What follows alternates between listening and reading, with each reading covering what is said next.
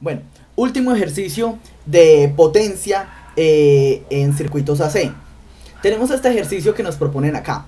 Dos cargas son conectadas en paralelo a través de una línea de 2300 voltios. La carga A toma 100 kilovatios con un factor de potencia de 0.8 en atraso. Y la carga B toma 100 kilovoltioamperios con un factor de potencia de 0.6 en adelanto. Ya teniendo ese enunciado, nos dicen encontrar los valores de potencia activa, de potencia reactiva y la potencia aparente y la corriente de línea. Obviamente, si nos piden la potencia activa y la potencia reactiva, tiene que ser de todo el circuito. Y la potencia aparente tiene que ser obviamente también de todo el circuito. Y la corriente de la línea, pues es obviamente la que está alimentando las dos cargas. Entonces, intentemos colocarlo por un dibujo. Entonces, nos dicen, tenemos una línea de 2300 voltios que alimenta dos cargas que están conectadas en paralelo. Entonces, tenemos una línea de conexión que está conectando una carga A y una carga B que están conectadas en paralelo.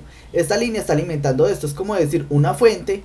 Tenemos acá una fuente que está conectada a estos dos elementos en paralelo. Este valor de la tensión que nos están entregando acá es un valor RMS, un valor efectivo. Por lo general a uno le entregan los valores efectivos cuando le dicen una línea, la línea es de 100 voltios y le dicen que son de 100 voltios, por lo general le dicen sus valores efectivos.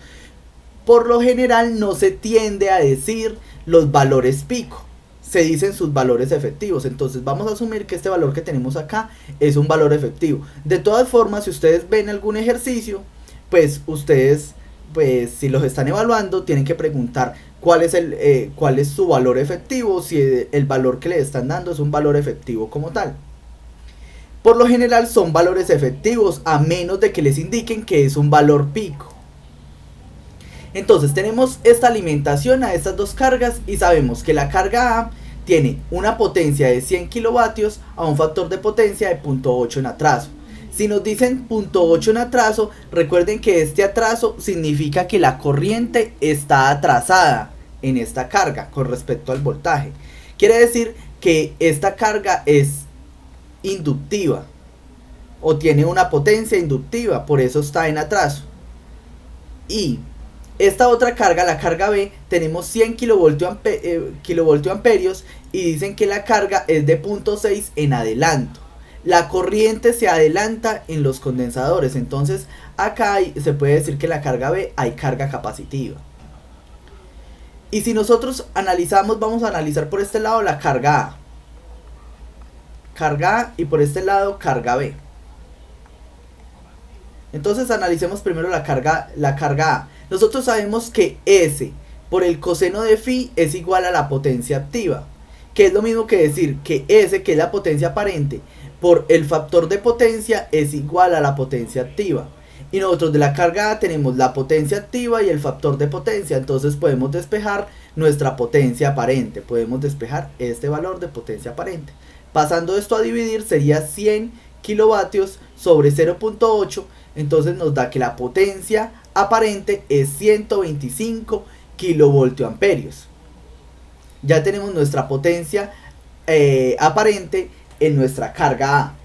Ahora si miramos la carga B, hacemos la misma deducción. S por el coseno de phi es igual a la potencia activa, que es lo mismo que tener S por el factor de potencia es igual a la potencia activa. Y nosotros tenemos de esta carga, tenemos la potencia aparente y tenemos nuestro factor de potencia. Entonces tenemos la potencia aparente y nuestro factor de potencia, y con eso encontramos nuestra potencia activa. Por ende, podemos despejar, pues resolviendo esto podemos tener nuestra potencia pues activa. Tenemos nuestra potencia aparente y podemos encontrar nuestra potencia activa. Ya después de tener nuestra potencia activa, nosotros podemos venir acá, ya sabemos la potencia activa, la potencia aparente, podemos encontrar nuestra potencia reactiva. ¿Cómo encontrar nuestra potencia reactiva? Q es igual a la raíz de S al cuadrado menos P al cuadrado. Recuerden que S al cuadrado es igual a P al cuadrado más Q al cuadrado, que es lo mismo que decir que S es igual a la raíz de estos dos elementos. Eso ya lo sabíamos. Entonces de esta primera, de la carga A, podemos despejar cuánto es su potencia reactiva y la carga B también su potencia reactiva. De la carga A tenemos que Q es igual a la raíz de 125 al cuadrado menos 100 al cuadrado. Y la carga reactiva nos da de 75 kilovoltiamperios reactivos. Igual de la carga B, teníamos 100 kilovoltiamperios reactivos al cuadrado menos la potencia activa que es 60 kilovatios al cuadrado, y esto nos da 80 kilovoltiamperios reactivos. Importante, ustedes dicen, pero es que mire que las unidades de acá son diferentes a las unidades de acá. No, no son diferentes, son iguales, son las mismas unidades de potencia, pero recuerden que nosotros cambiamos la nomenclatura de las unidades de potencia, es para diferenciar la potencia aparente de la potencia activa de la potencia reactiva. No es lo mismo hablar de potencia activa que de reactiva que de aparente. Por eso existen tres mediciones de corriente, y por eso acá mire que es como si estuvieran estas dos unidades generando kilovoltiamperios reactivos, pero nosotros tenemos que saberlo. Yo tranquilamente hubiera podido obviarlos y no colocarlos, pero es importante que ustedes sepan que las unidades que van a salir de acá son kilovoltiamperios reactivos, porque esto es un valor reactivo. Listo, ya tenemos, este es el valor reactivo de nuestra carga A y esto es de nuestra carga B, pero hay algo muy importante. Recuerden que en el primero nos decían que era un factor de potencia en atraso, y en este un factor de potencia en adelanto.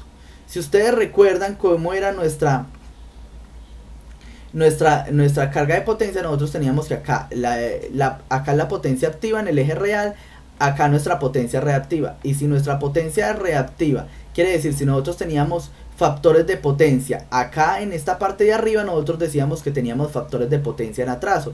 Quiere decir que con factores de potencia en atraso tenemos potencias reactivas positivas. Entonces para la carga A tenemos esta potencia reactiva positiva, pero para la carga B tenemos que es una carga en adelanto. Quiere decir, tenemos un Q acá negativo. El Q debería ser negativo. ¿Por qué? Porque va a estar ubicado en esta parte. Eso significa este adelanto. Como está en adelanto, esta potencia reactiva que tenemos acá es negativa. Y como tenemos este valor ya negativo y este valor positivo, entonces nosotros ya podemos empezar a hacer muchos más análisis.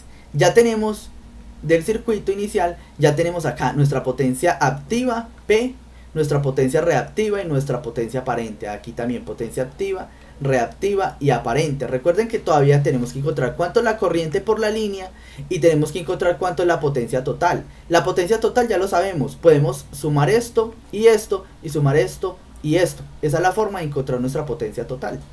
Entonces hagámoslo. ¿Cuál es nuestra potencia total? Nuestra potencia total es la suma de la potencia de la carga 1 más la potencia de la carga 2, nos da que la potencia total es 160 kilovatios. Y la potencia reactiva tenemos que es 75 kilovoltiamperios de la carga A y menos 80 kilovoltiamperios reactivos de la carga B. Esto es igual a menos 5 kilovoltiamperios reactivos. Ya tenemos nuestra potencia activa y nuestra potencia reactiva suministrada por la fuente, por esta fuente. Esta fuente nos está entregando estos valores. Nos está entregando 160 vatios y nos está entregando menos 5 kilovoltiamperios reactivos. Eso es lo que ya tenemos. Entonces recuerden, nos pedían cuál es la potencia compleja de la fuente. Ya de ahí, pues acá la potencia compleja ya la tenemos. Es simplemente 160 menos 5 J kilovoltiamperios reactivos, así en rectangulares. Y en polares o en fasor sería 160,07 a un ángulo de menos 1,78. Solo nos falta responder una pregunta. Ya está la potencia compleja. Nos falta responder cuánto es la corriente que va por esta línea de acá, lo cual es muy simple. Vamos a asumir que la tensión de acá de la fuente es 2300 voltios a un ángulo 0. Va a estar a una referencia 0. Entonces podemos despejar nuestra corriente. ¿Cómo? Pues muy simple. Nosotros sabemos que nuestra potencia aparente es igual a nuestra tensión RMS, nuestro fasor de tensión RMS, por nuestra corriente RMS. Despejando de ahí la corriente RMS, nos queda que nuestra potencia aparente, que es esta que ya encontramos acá, 160,07 a un ángulo de menos 1,78 kVA, dividido por nuestra tensión RMS. Y nuestra tensión RMS, pues ya la sabíamos, era 2300 voltios a un ángulo 0. Lo íbamos a asumir de 0 grados. Entonces, esto que está acá, es importante mirar que esto está en kilovoltioamperios y esto está en voltios. Entonces convirtamos este valor de acá a kilovoltios. Simplemente se hace dividiendo por 1000, entonces nos quedaría 2.360 a un ángulo de menos 1,78 kilovoltioamperios sobre 2.3. Entonces el kilo se va con este kilo y pues voltios se va con estos voltios, entonces nos quedan amperios. Y qué pena, acá las unidades están mal. Entonces el resultado de dividir esto sería 160 sobre 2.3, nos da 69,6 a un ángulo de menos 1,78, que es este ángulo que tenemos acá. Y la corriente nos da en amperios. Esta es nuestra corriente que se va por esa línea. Así de simple, es así de sencillo. Entonces ustedes dicen, pero entonces, ¿con qué factor de potencia quedó nuestra carga total? ¿Cuál sería el factor de potencia de nuestra carga total? Pues ustedes se pueden venir y calcularlo como el coseno de este ángulo de acá. Ya queda en sus manos que ustedes vayan y miren, porque el coseno de este ángulo es el factor de potencia de toda la carga, de la carga equivalente. Ya es eso, este es un ejercicio, es muy simple. Les recomiendo de todas formas estudiar corrección del factor de potencia, porque es algo muy sencillo, es simplemente diseñar el condensador que tiene que ir, pero pues es algo que les ayuda mucho más con el concepto.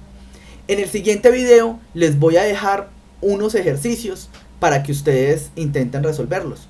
Espero que estén muy bien y nos vemos en una próxima ocasión. Hasta luego.